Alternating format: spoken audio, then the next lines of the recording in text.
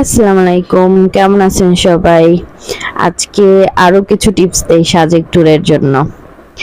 আপনি যদি রুম সাজেক যাওয়ার আগে বুক না করেন তাহলে আমি বলবো একটু ঘুরে দেখবেন। সাজেক ওঠার পরে একটু ঘুরে দেখবেন যে কটেজগুলো বা হোটেলগুলো খালি থাকবে, ওইগুলো একটু ঘুরে দেখবেন। অনেক সময় খুব রিজনেবল প্রাইসে রুম পাওয়া যায়, যেমন আমরাই পেয়ে গেছিলাম, বেশ রিজনেবল একটা কটেজ পেয়ে গেছিলাম।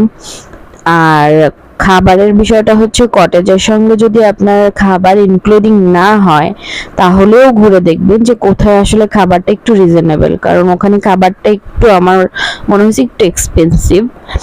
আর এইটা হচ্ছে যে মসজিদ, বা এই যে ছবি দুইটা, এই মসজিদ আর যে ফেমাস একটা কটেজ আছে, আমি ঠিক নামটা মনে নেই, ভুলে গেছি।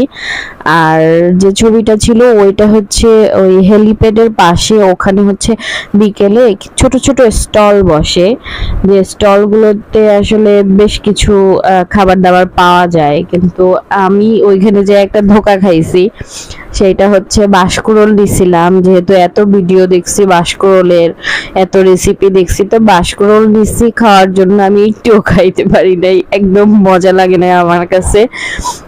তো কিন্তু ভুট্টাটা প্রচুর মজা লাগছে, আমি একটা ভুট্টা নিছিলাম, ওইটা প্রচুর মজা লাগছে। মানে আমার যদি সাজেক যে আবার কিছু খাইতে মন চায়, সেটা হচ্ছে ওই ভুট্টাটা আমি মিস করতেছি খুব। মসজিদ থেকে সামনের দিকে আগে আর্মিদের একটা দোকান আছে, বা দোকান প্লাস হোটেল। তো আপনারা যদি রিজনেবলে খাবার খোঁজেন, যদি আপনার রুমের সঙ্গে বা কটেজের সঙ্গে আপনার খাবারটা ইনক্লুডিং না থাকে, আমি বলবো ওখানে আপনারা ট্রাই করতে পারেন। আমার কাছে মনে হয়েছে বাইরের থেকে তাদের কাছে একটু রিজনেবলে পাওয়া যায় সবকিছুই, আর ওদের ওখানে কফি টফিও সবকিছু পাওয়া যায়। তো আমার কাছে মনে হয়েছে বেশ রিজনেবল বাইরের থেকে।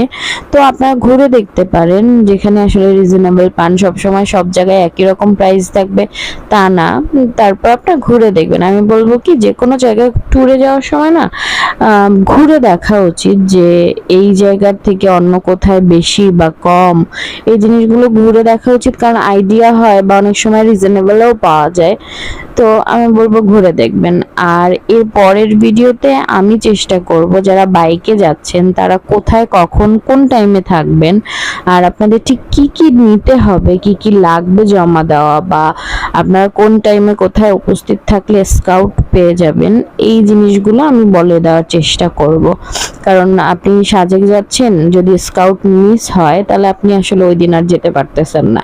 আবার সাজেক থেকে আপনি ফিরে আসতেছেন, তখনও যদি আপনার স্কাউট মিস হয়, আপনি আর সাজেক থেকে ফিরে আসতে পারতেছেন না। তো এই ঝামেলাটা পোহানোর থেকে আমার মনে হয় যে টাইমটা একটু জেনে নিলে ভালো হয়। আমরাই তো জানিনি, আগে ভাগে গিয়ে পৌঁছাইছিলাম, তো অনেকক্ষণ আমাদের ওয়েট করতে হয়েছে, তারপরেও মাশাআল্লাহ আমরা সুন্দর মতো ঘুরে আসতে পারছি। তো আমি এই জন্য চেষ্টা করব আপনাদের টুকটাক আপডেট দেওয়ার জন্য ওই জিনিসটা। তো আজকের মতো আল্লাহ হাফেজ।